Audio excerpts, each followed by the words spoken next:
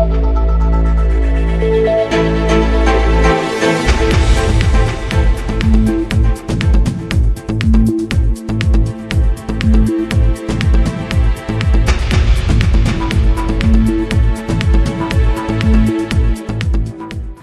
علیکم بینندگان گرامی، نشر نوبتی برنامه تلویزیونی پیغام از تلویزیون سیمو شهری پنچکت منظورتان است.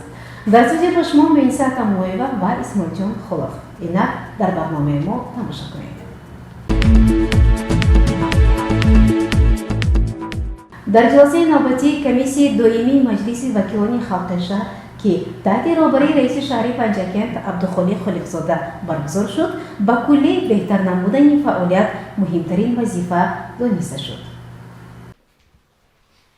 با مقصد اجرای دستور سپارش‌های اساسگذاری صلح و وحدت ملی، پیشوای ملت پرزیدنت جمهوری تاجیکستان محترم امام علی رحمان قرارهای قبول نموده مجلس وکیلان خلق شهر، کمیسیون دائمی مجلس وکیلان خلق شهر پنجکент اوید به مسائل سیاستی اگراری، خوراکواری، مهنت و خدمت رسانی به اهالی با اشتراک رئیسان کمیسیون دائمی مجلس وکیلان شهر تحت رهبری رئیس شهر پنجکent عبدالخالق خالقزاده دایر گردید. مجلس با سخنرانی رئیس شهر عبدالخالق خالقزاده آغاز گردید. سپس شوکت بابازاده رئیس کمیسیون دائمی مجلس وکیلان خلق شهر پنجکent اوید به اجرای نقشه ها از جانب وکیلان سخن گفت. همزمان وکیلان اوید به قانونیت، ترتیبات حقوقی، بودجت و سودا، نرخ، خدمت رسانی، رشد ساحه صنعت، انرژتیکا، معماری، نقلیات و کمونیکاسیا، مسائل علم، معارف، اطلاعات، تندرستی و اینچنین اوید به آداب وکیلان سخن گفته از پیشرفت و کمبودی ها نیز گفت و شنید نمودند. از جانب رئیس شهر به هر یک وکیل اوید به طرز کاربری ایشان سوال ها داده و جواب ها شنیده شد و برای بهتر برای ماندنی کارها دستور و سپارش ها داده شد. ایسای و دلفوزه رئیس کمیسیون از کاربری و نتیجه های نظررسی آن در جماعت و دهات های شهری پنجکent گفت. با هیئت اعضای کمیسیون دائمی مجلس وکیلان خلق شهر اوید به مسائل قانونیت و ترتیبات حقوقی در 11 جماعت های دهات شهر پنجکent واخوری‌ها تشکیل کرده شده بودند. اوید به مسائل مبارم روز از اون جمله اوید به مسائل پیشگیری حالت‌های نامطلوب از قبیل پشتکاری اویله‌های جهان، از قبیل مسائل شامل نشدن به حزب و حرکات‌های افراطگرا، مسائل خودکشی زنان، مسائل دست به جنایت زدن نابالغان. اینچنین طریق شرکت سیمو و سادو شهر پنجکent ما تصمیم گرفتیم که در یک دو مرتبه برنامه‌های حقوقی را با تفسیر ماده‌های قانونی علاوه جمهوری تاجیکستان و سهم شهروندان شهر پنجکent رسانیم. اینچنین درباره هیئت وکیلان، وظیفه ها، وکالت، مهلت فعالیت و حقوق های کمیسیون های موقته سخن گفته شد. در فرجام از آداب و وظیفه های وکیلان خلق سخن رفته و رئیس شهر ابراز داشت که همه وکیلان در بین اهالی کارهای فهماندهی و ملاقات ها را بیشتر نمایند تا جامعه با ایشان ارتباط های خود را مستحکم تر نماید. گزارش مرتبه رحمانوف و خیام جرایف.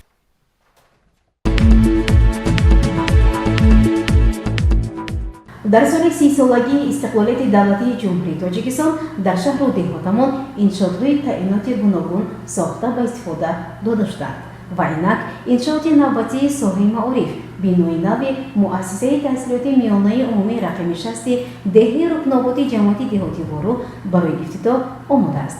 رئیس شهر پنجکent عبدالخالق خالقزاده از این مؤسسه تعلیمی بازدید به عمل آورد. تفصیلات بیشتر در گزارش خبرنگاران ما. رشد ساحه مکتب معارف پیوسته در مد نظر رهبریت مقامات اجرایی حاکم دولتی شخصا رئیس شهر عبدالخالق خالقزاده قرار دارد. با هم مقصد پیوسته تدبیرها اندیشیده میشوند تا که در این سن برابر مبلغ‌های دولتی همچنین از نیرو و امکانات‌های مولوی اهالی استفاده برده شود. چون اقدام را در مؤسسه تحصیلات میانه عمومی رقم 60 دهه رکنابات جماعت دهاتی وارو دیدن ممکن است. ساکنان دهه با جانبداری از سیاست سازنده اساسگذار صلح و وحدت ملی پیشوای ملت پرزیدنت جمهوری تاجیکستان محترم امام رحمان در بنیاد مکتب نو دهه سهم گذاشتند. هنگام بازدید از این مؤسسه تعلیمی که شبانه صورت گرفت، رئیس شهر از سیمخانه، دالان، کابینت‌های فنی و صحنه دبستان بازدید به عمل آورد. به راهبران دبستان و اهالی دهه اظهار سپاس نمود و در یک وقت баъзе эҳротҳои худшро бобати сифати корҳо баён дошт. раиси шаҳр бо таваҷҷӯҳ ба рушди варзиш аз майдончаи варзиши мактаб низ дида намуд. баъзе маслиҳатҳои худро пешниҳод дошт ва гуфт ки яке аз ҳадафҳои солҳои рушди деҳот сайёҳӣ ва ҳунарҳои мардумӣ эълон шудани солҳои 2019-2021 низ маҳз ҳамин гуна муносибатро талаб менамояд.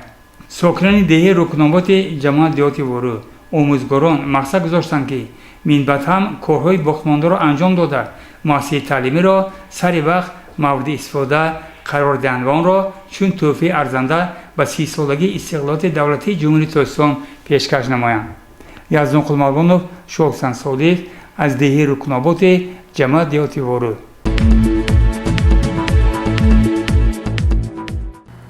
саҳми бонувон дар таҳкими истиқлолияти давлатии ҷумҳурии Тоҷикистон таҳти ҳамин ном бо иқдоми роҳбарияти комиҷроияи ҳизби халқии демократии Тоҷикистон дар шаҳри Панчакент дар кӯхи фарҳанг ҷамъомад дур гардид.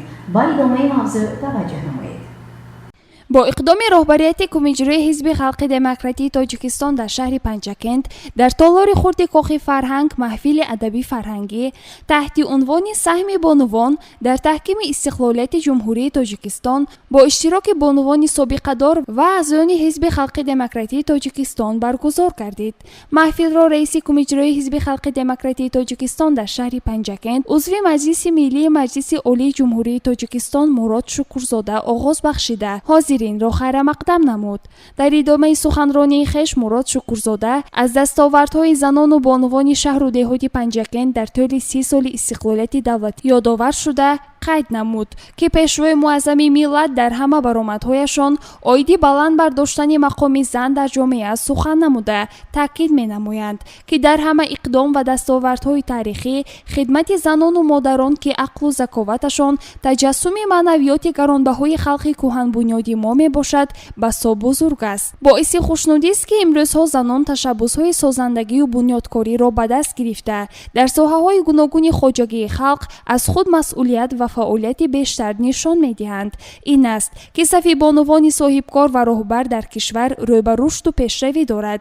воқеан ҳам истиқлолияти давлатӣ дар ҳаёти зани тоҷик таъсири амиқе гузошт.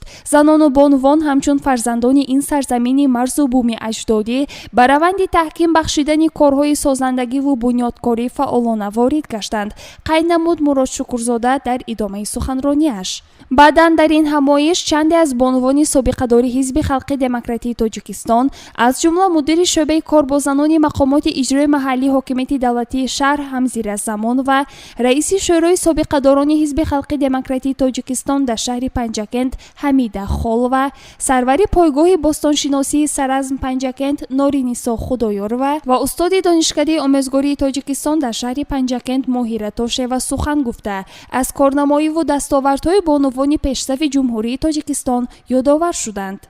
сипас аз ҷониби комиҷрои ҳизби халқи демократии Тоҷикистон дар шаҳри Панчакент ба бонувони собиқадори ҳизби халқи демократии Тоҷикистон сипоснома ва тӯҳфаҳо супорида шуд.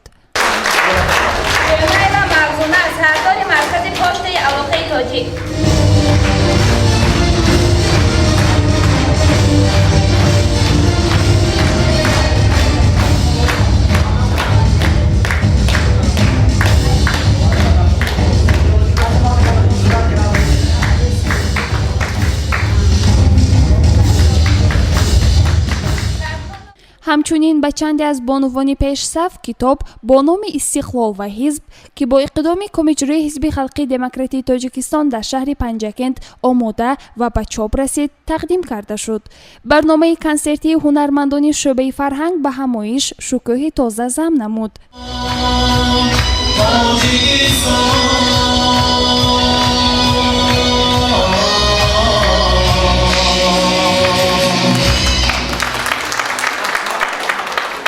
ҳеҷ коре нест безан хуб шуд, ифтихоре нест безан хуб шуд.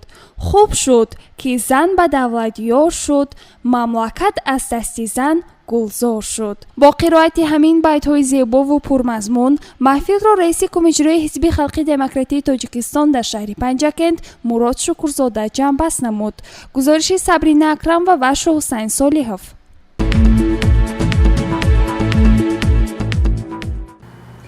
барномаро идома медиҳем.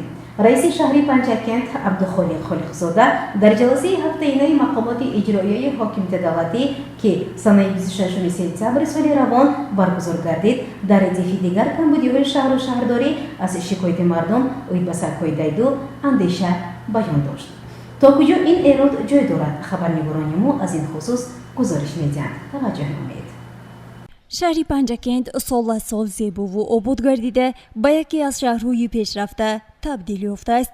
بنیادی بناهای زمانوی، گلگشت و خیابان‌ها زیبایی شهر را دوچند ساختند. ما را تنها می‌باید این زیبایی‌ها را چطوری هست نگاه داشته و باعث خرابشوی آن نگردیم. ولی گشت و گذاری سگانی دیدو و پرتاب‌ها در کوچه‌های شهر باعث کاستشوی زیبایی و زیر سوال ماندن فرهنگ مردم پنجکент باستانی در نزد مهمانان و سیاحان می‌گردد. به نظر می رسد که با وجود گزارش های قبلی تعداد سگان کوچه‌گرد زیاد شده و کم نگردیده است. گشت و گذار سگان بی صاحب در کوچه و پس کوچه ها خیلی زیاد به نظر می رسد. این از آن درنگ می دهد که مسئولین ساحه پروفیلاکتیوی و بی‌ضررگردانی سگ‌های هوری هنوز به وعده بارها داده خود بی‌طرفی نموده از پی اجرای آن نگردیدند. در حالی است که این مسئله مورد انتقاد رئیس شهری پنجکent عبدالخالق خالقزاده در جلسه هفته‌وار گردیده بود. مسئولین کارخانه دولتی فرع خواجگی منزلی و کمونالی شهر طریق تلویزیون و رادیو اعلام نموده بودند که سگان دیدو نیست و نابود کرده می شوند، ولی چطوری می بینید از آن وعده ها نتیجه نیست. تا حال به نظر نرسیده است، ولی خدا نخواسته اگر نفری رو سگ گزید، پس نتیجه آن چه خواهد شد خود خلاصه کنید. مسئولین را ضرور است تا پیش راهی گشت و گذاری سگ‌های بی صاحب را بگیرند تا عاقبت ناخوشی به بار نیاورد. امید می‌بندیم که مسئولین بهر برطرف سازی این کمبود چاره‌های ضروری اندیشیده و تازگی و زیبایی شهر را دوچند می‌نمایند و برای قبول مهمانان و گشت و گذار و فراغت ساکنان در کوچه‌ها سهم ارزنده خویش را می‌گذارند. جنبسته اقدام انتقال مبلغ توسط جمعیت سهامی گشاده کمرسبانک. گزارش دیگری برنامه تلویزیونی پیغام در همین باره متوجه باشید. طولی 4 سال است که جمعیت سهامی گشاده کمرسبانک در جمهوری تاجیکستان فعالیت دارد و عملیات بانکی را با پول ملی و اسعار خارجی انجام می‌دهد. در شهر پنجکent باشد از سال 2019 فعالیتش به راه مانده شده است. کمرسبانک یکی از بانک‌های اینوواسیونی بوده. در شهر پنجکent 3 مرکز خدمت‌رسانی دارد. فعالیت کمرسبانک در شهر پنجکent خیلی نظررس است. در مرکزهای خدمت‌رسانی جوانان و بانوان با مقصد خدمت شایسته به خلق سیر حرکت و پرکارند. معامله خوبی کارمندان با مزاجان، پیشنهاد قرض‌های امتیازناک فایزشان پست بانکی، راه آسان انتقال مبلغ از خارج کشور توسط نظام خدمت‌رسانی فوری برتری‌هایی میباشند که دقت ساکنان را به خود جلب میکنند. سال روان بخشیده به سنه‌های تاریخی کشور در این بانک اقدام انتقال مبلغ برای هوسمندکنی مزاجان راه اندازی گردید. دور اول این تدبیر بخشیده به روز وحدت ملی خاطرمان گذشت. زیاده از 40 نفر مزاجان این بانک ساکنان شهر پنجکent صاحب تحفه‌های گوناگون اسباب‌های روزگار گردیدند. دور دوم اقدام انتقال مبلغ روز تجلیل 30 سالگی استقلالیت دولتی جمهوری تاجیکستان گذرانده شد که شاهجازی این تدبیر یک خانه 2 حجره‌دار در شهر دوشنبه و 3 راحت 2 چیپته‌دار به شهر دبی امارات متحده عرب بود. یکی از ساکنان شهر پنجکent صاحب راحت به دبی گردید. در این باره دیرکتور مرکز خدمت‌رسانی کمرسبانک در شهر پنجکent شرافов شریف چنین اطلاع داد. کمرسبانک تاجیکستان بخشیده به 30مین سالگرد استقلالت دولتی جمهوری تاجیکستان اقدام انتقال مبلغ را جاری نموده بود که خوشبختانه امروز این آزمون جنبست گردید و شکرگزار هستیم که یکی از ساکنان شهر پنجکent یکی از تحفه‌های اساسی این آزمون را به دست آورد. این هم باشد راحت به شهر افسانه‌ای دبی می باشد. ما کارمندان جمعیت سهامی گشاده کمرسبانک تاجیکستان از صمیم قلب علیبایف مقصودجان را با این شاه جایزه تبریک میکنیم و امیدوار هستیم که дар оянда бо хизматрасониҳои инноватсионии худ, бо хизматрасонии нави худ ба мизоҷони шаҳри ноҳияи панчакент хизмат намуда онҳоро қаноатманд мегардонем. боварии комил дорам ки мақсудҷон аз тамошои шаҳри афсонаҳои Дубай бо як ҷаҳон тасаввуроту бо як ҷаҳон таассуроти зиёд ба шаҳри мо бармегарданд. имрӯз коммерсбанки Тоҷикистон зиёда аз 10 корманд дорад дар шаҳри панчакент ва бо хизматрасониҳо, бо пешниҳод намудани қарзҳо бо фоизи паст ва гирифтани интиқолҳои маблағ аз давлатҳои хориҷа халқу ноҳияи шаҳри панчакент хизмат мерасонад. Коммерсбанки Тоҷикистон омода аст кормандони нав гирад ва ба аҳолӣ хизмат расонад. дар оянда дар назар аст ки боз ин гуна иқдомҳо аз тарафи Коммерсбанки Тоҷикистон ҷорӣ карда шавад. ҳавасманд гардондани мизоҷон эътимоду бовариро ба банк меафзояд. ман Алибоев Мақсуд сокини шаҳри Панчакент мебошам. як сол аст ки аз Коммерсбанки Тоҷикистон истифода мебарам. аз ин ҳамкорӣ бо Коммерсбанки Тоҷикистон хеле шодам. ман яке аз тӯҳфаҳои беҳтарин роҳхат ба Дубайро гирифтам. ман аз Коммерсбанки Ҷумҳурии Тоҷикистон миннатдор ҳастам. даҳон мехоҳам ки бо ҳамроҳии тағоям ба шаҳри Дубай равам. боварӣ дорем мақсуд аз Дубай бо таъссуротҳои бою рангин бармегардад ва дар сафҳаи хотироташ ин иқдоми назарраси Коммерсбанк абадӣ нақш мебандад. имрӯз ба хотири соҳибистиқлолии кишвар низоми бонкӣ рушд карда муносибати созгори замонавии хизматрасонии байналхалқӣ дар он ҷорӣ гардид. Коммерсбанк низ гарчанде бонки навтаъсис аст, мекӯшад нуфузи худро ҳамчун ташкилоти молиявӣ устувор намояд ва фаъолияти самараноку рақобатпазир дошта бошад. гузориши Фирӯза Овилзода, Исмоилҷон Холов барои барномаи Пайгом.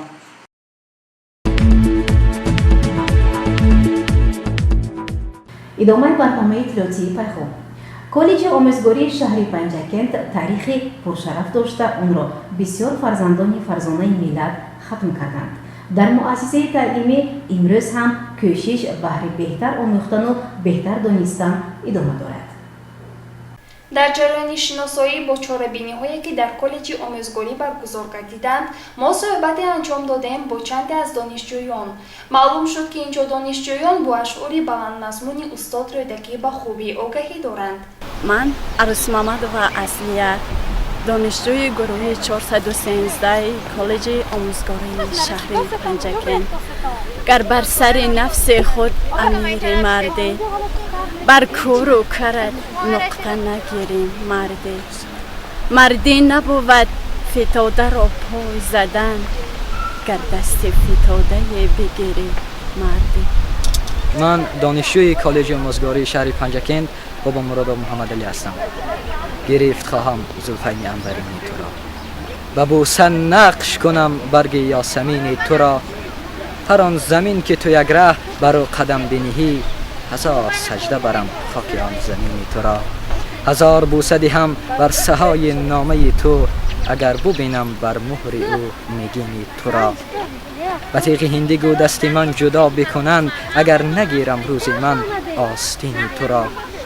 агарчи хомӯш мардум ки шир бояд гуфт, зуфони ман баравӣ гардад офарини туро. ман Фатулева Мақсадой, донишҷӯи гурӯҳи 413 ихтисоси забон ва адабиёти тоҷикӣ коллеҷи омӯзгории шаҳри Панчакент.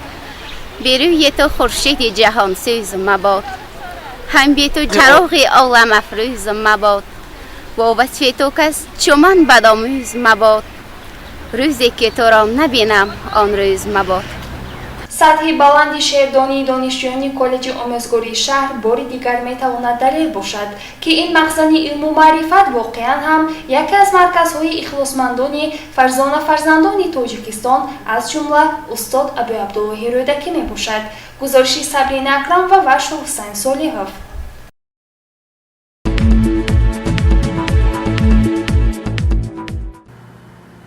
бинандагони гиромӣ, дар ҳамҷо барномаи иттилоотии Пайгом ба поён мерасад. хотиррасон мекунем ки шумо таkrоран барномаи иттилоотии Пайгомро аз ютуб канали мо ТВ Симо тамошо карда метавонед. дар ин ҷо бо шумо худоҳофизӣ мекунам. хайр, таънисияту хунобод бошед.